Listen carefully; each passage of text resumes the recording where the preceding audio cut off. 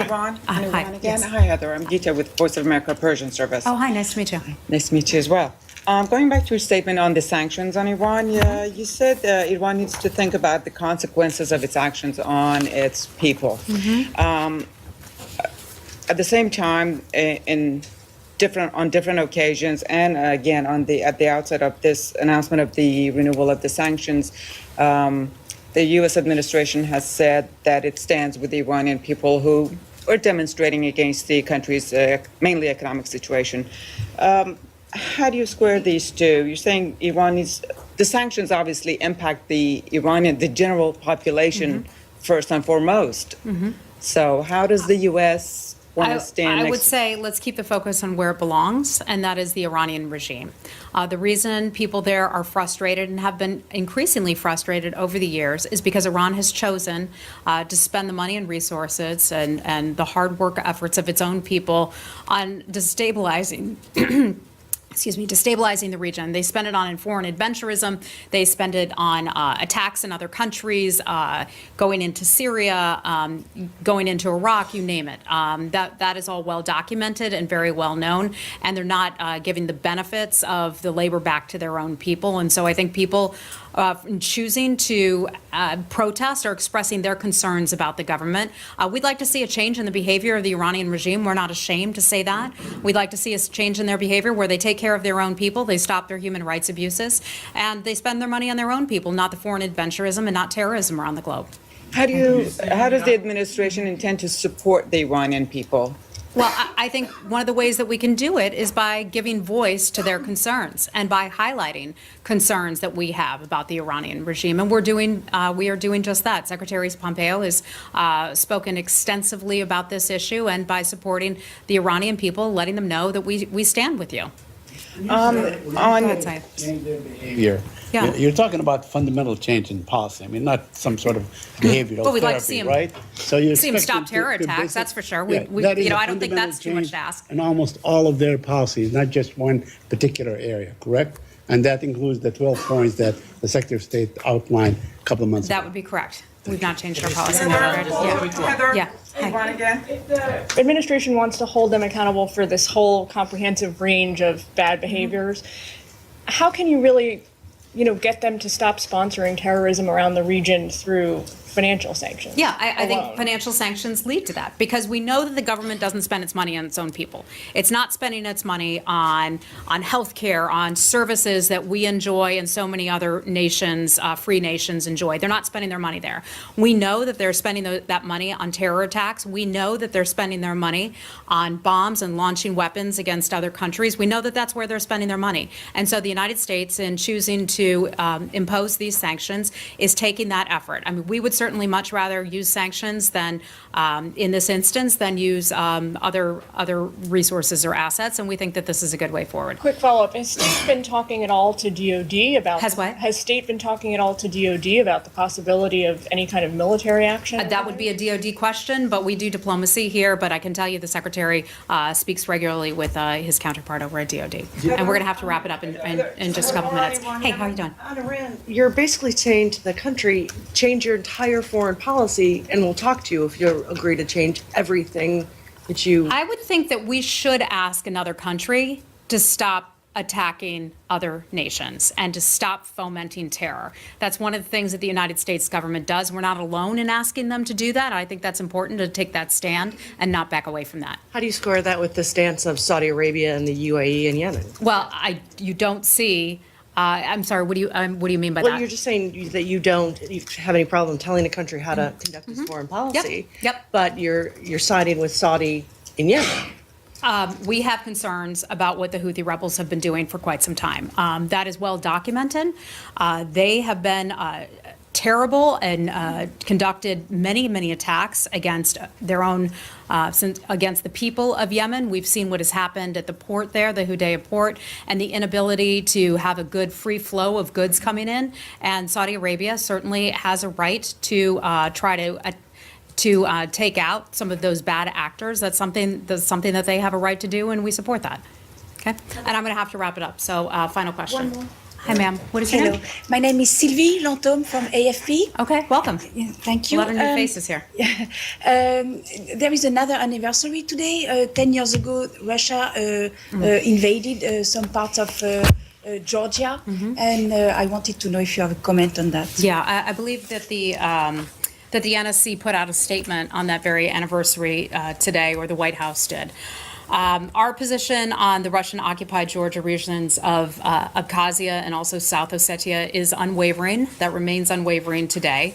The regions are part of Georgia. They are not part of Russia, and the United States continues to support Georgia's sovereignty, its independence, and also its territorial integrity within the internationally recognized borders. This is a policy that has not changed. I'm glad you asked about it because it gives us the opportunity to state this once again, that the United States urges Russia to withdraw its forces to the pre-invasion war positions per the 2008 ceasefire agreement. And if I can follow up, would the U.S.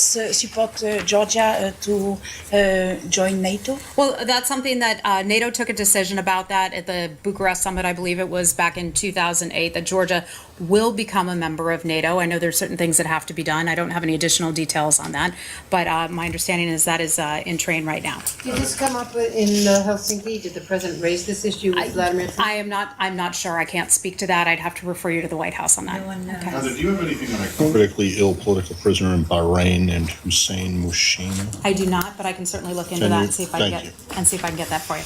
Okay, everybody, thanks a lot. We'll see you real soon. Hello everybody, Ross Madden here. Welcome to the Truth or Think Tank show. That was a very, very bad interview for that State Department official. She pretty much couldn't comment on anything. She couldn't comment on the sanctions. She couldn't comment really on Brunson. No progress with Brunson. Basically, Turkey's still holding on to Brunson as long as the United States is unwilling to give up Fethullah Gulen, who the Turkish government has asked for his extradition for years now.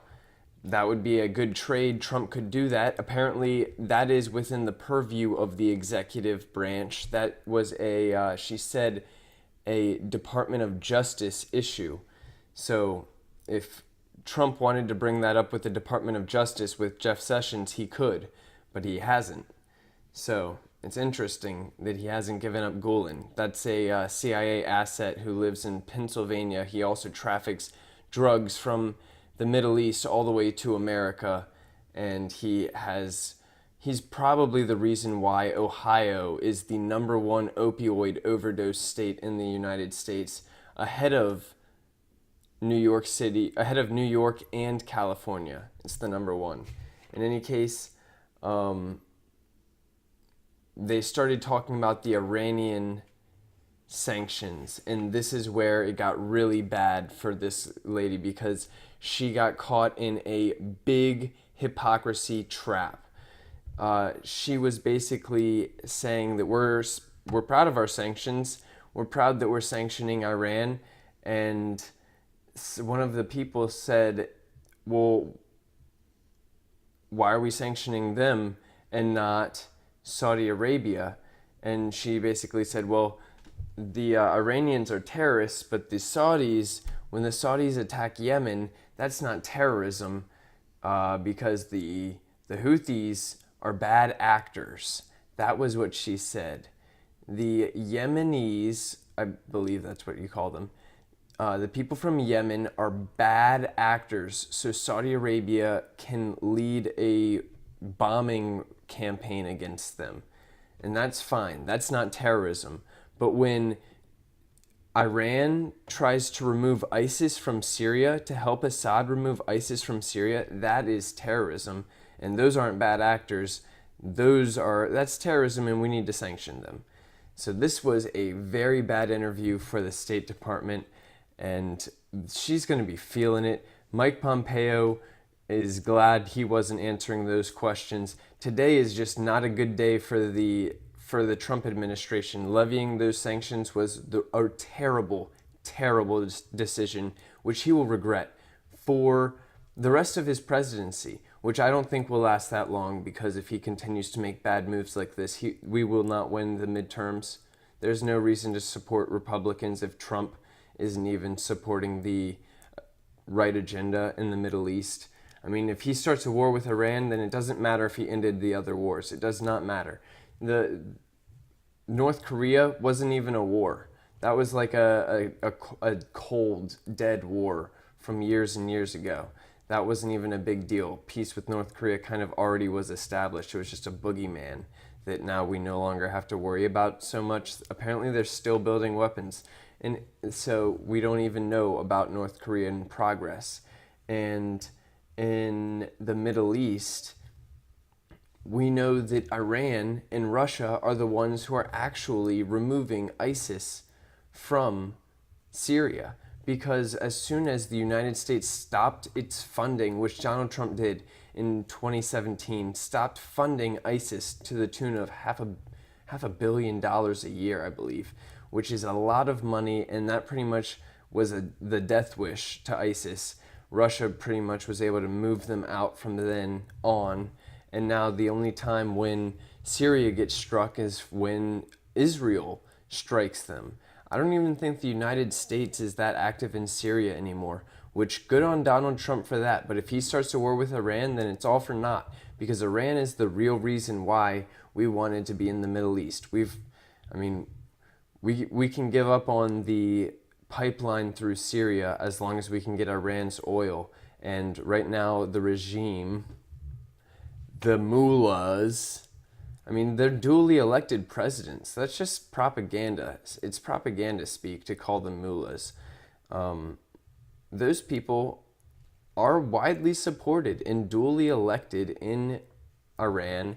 And there are a few protesters that light fires and set off bombs, and they're terrible people. These are the terrorists. They're MEK terrorists. They're CIA funded, they're Mossad funded, and they're trying to overthrow a duly elected president.